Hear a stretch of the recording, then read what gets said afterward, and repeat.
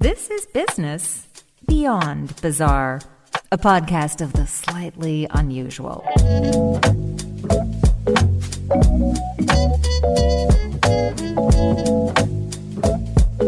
Here's your host, Peter Anthony Holder. Hello and welcome to Business Beyond Bizarre, a podcast that takes you off the beaten path, introducing you to people who have slightly quirky hobbies or businesses. Have you ever seen an armored personnel carrier? Armored personnel carriers, or APCs, are a broad type of armored military vehicle designed to transport personnel and equipment in combat zones. So, if you are or were in the military, you might be familiar with them. You may have even driven one. With the exception of military parades, most civilians rarely come in contact with an APC. But one man from Norwich in the UK has always dreamed of driving one. And if you wish hard enough, dreams often come true. Merlin Batchelor is that dreamer. A lawyer by trade, Merlin has his own armored personnel carrier.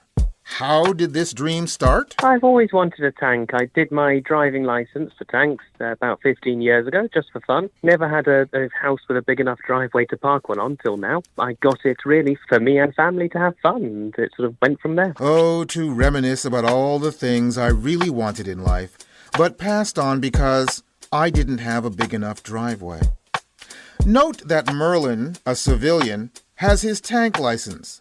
This is not something that the average person has in their wallet. So I'll bite. Why do you have a tank license? I went through a phase of collecting the driving licenses. You know, after you pass your car license and you think, oh, wow, I can drive now, that's cool. And then I went and did a motorbike one. I thought, oh, now I can drive motorbikes. I went and did a lorry one. I thought, I might as well collect all of these. And I realised there were some esoteric categories. And you can do a licence to drive electric milk floats in the UK and things like that. Well, licence for steamrollers as well. That was an interesting one, driving a steamroller. So I did the tank one. I thought, this is pretty cool. Now I ask you, when have you ever had the chance to whip out a license that says you can drive a steamroller? So clearly, Merlin is taking excitement and collecting to a new level. By the way, just how much does an APC set you back? It was about $35,000, £25,000 thereabouts. If you look at it, any sort of second-hand or reasonably new car comes to about that sort of amount, so it's not that far off getting a car or van. Yeah, but I know where I can get a second-hand car or van very easily. I'm at a loss as to where to get an armored personnel carrier without going to the dark web or the black market. It's a British one. I bought it online. I actually bought it as a resale. So the MOD, they sell off their old equipment and things. Lots of trade buyers purchase them, not just sort of militaries overseas, but also you get a lot of people who use them for shows and film shoots and things like that, and some just collectors. And I bought it off a collector, essentially. For $35,000, you really want everything to be in working order. You don't want to see the fine print that says, your mileage may vary, dealer prep not included. It was a rusting hulk. The person who sold it to me said it had sat in the field for 40 years. Engine didn't work, nothing worked, tracks didn't go round. It was pretty much just a big rusted lump of metal. So they sandblasted it down, got everything working. That, by the way, was included in the cost of buying it. So that $35,000, that covered the cost of buying and renovating it. But since then, we've been doing extra things to it. So, for example, we've added a reversing camera, very handy if you're reversing a large imposing vehicle. We've also added a TV inside with a sound bar. We've got a compressor fridge that we're going to be installing soon, and LED strip light. So, it's all good fun. An armored personnel carrier doesn't have wheels. It has a track. I mean, it's like a tank. One would think that this could do some serious damage to a network of roads. It's comparatively light for tanks, so it's 15 tons. And, of course, you can drive excavators and tractors and things that do have tracks on the road. So you don't need any special permissions for driving a tracked vehicle. The main thing is to make sure that with tanks, because they have steel tracks, what you have is rubber pads fixed in between each one. So essentially it's just rubber making contact with the road rather than steel. And it does no damage to the road at all. Just to be clear, I said it's like a tank, and you need a tank license to drive it. But unlike a tank, which usually has the driver's head sticking out of the hatch, an APC lives up to its name and carries personnel. It can seat 9 comfortably, and you can even handle some standing room. So, when exactly did this somewhat expensive joyriding fantasy turn into a money-making venture? I bought it originally for myself and family, but then I had neighbours and friends asking for rides, and then friends of friends, and then people I didn't even know. The postman, for example, or the mailman, as you call him over there, said, "Oh, can you take my kids to the prom? How much would it cost?" I thought, I don't know. I'll have to go and find out. And so I went and found out. Merlin found out by checking with any potential competitors and his insurance company. There is one other company I know of in the UK that does do it. First thing I did was call the insurer and just said, can I increase the insurance to do private hire work? How much would that cost? And the insurer said, oh yeah, you can do this and it will cost that amount. I sort of set up the website and thought, oh, that's great, that's nice and easy. And then the council very helpfully contacted me saying, oh, you need a private hire operator's license to do this sort of thing. So we went down the route of approaching the council to get a private hire operator's license. But even without the license, you're permitted in the UK to use it for weddings and funerals. They're exempt from the private hire licensing scheme, I think just for historic reasons. If you're ever in Norwich and you have a marriage or a funeral, you might want to go for a spin. According to Merlin's website at tanktaxi.co.uk, a trip from Norwich City to Dunstan Hall, for example, is a fixed £800. Given the vehicle seats 9, that comes to less than £100 per person. Even less if you consider standing room. I'm sure it's a ride you won't forget. Thanks for the memories. Business beyond bizarre. A magazine that has been around since the beginning of this century has a very simple name. It's called Found.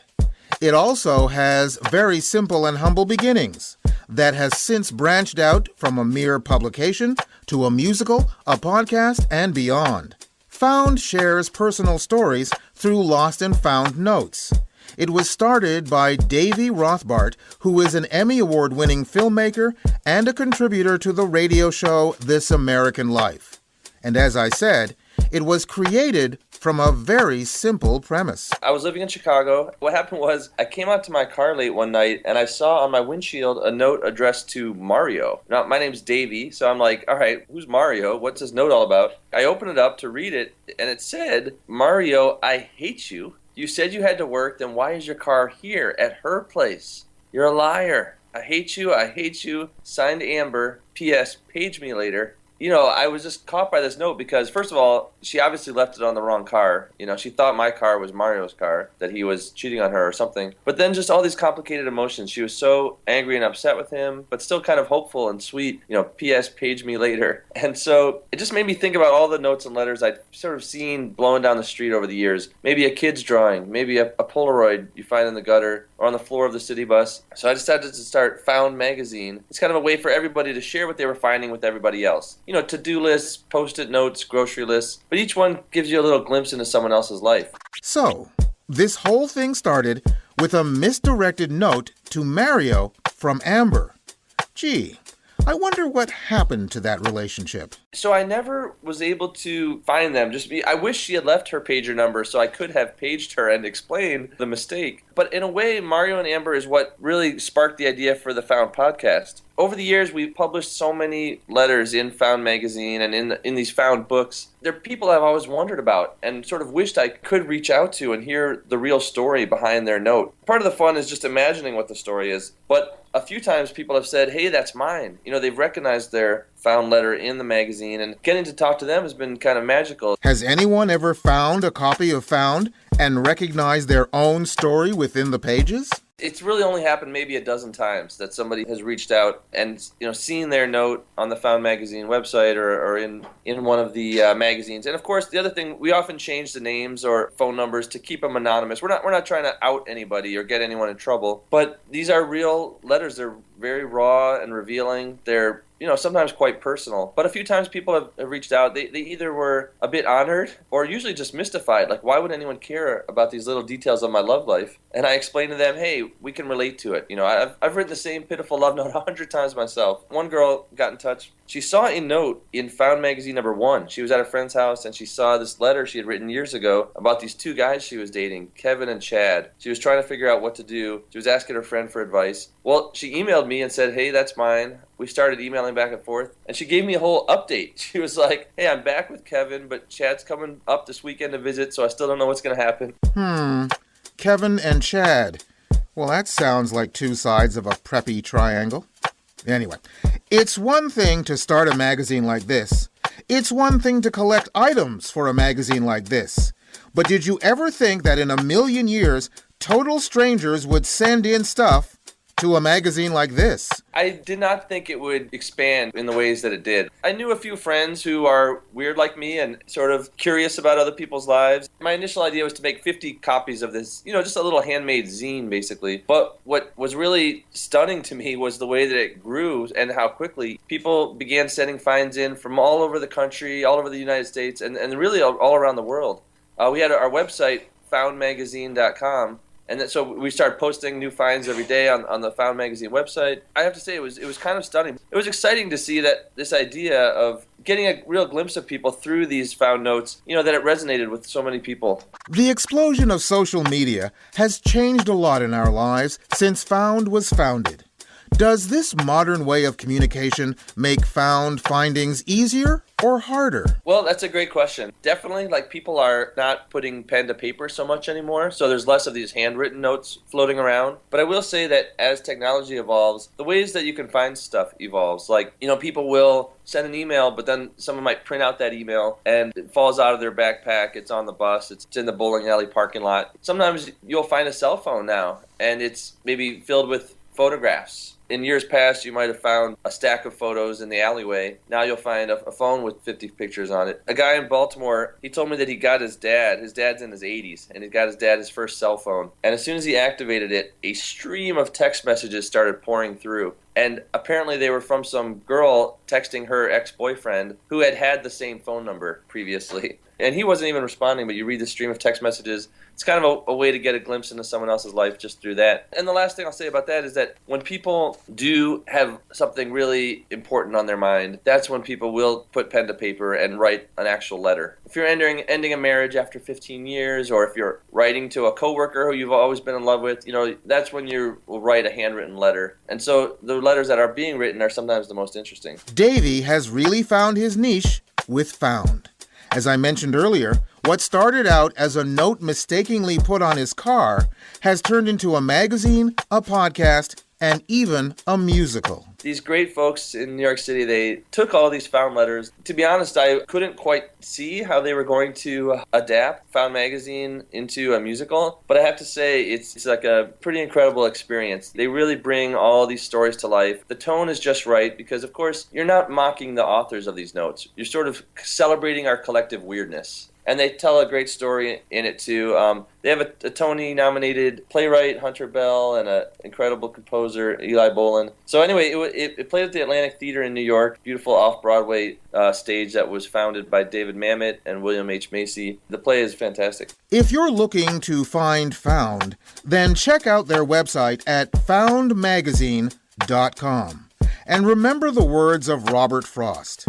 Poetry is when an emotion has found its thought, and the thought has found words. Business beyond bizarre. And on that note, this experiment that is Business Beyond Bizarre has come to a conclusion. For now. Who knows where we'll be found in the future? This has been Business Beyond Bizarre, a presentation of Flying Fish Communications and Group Fair Play.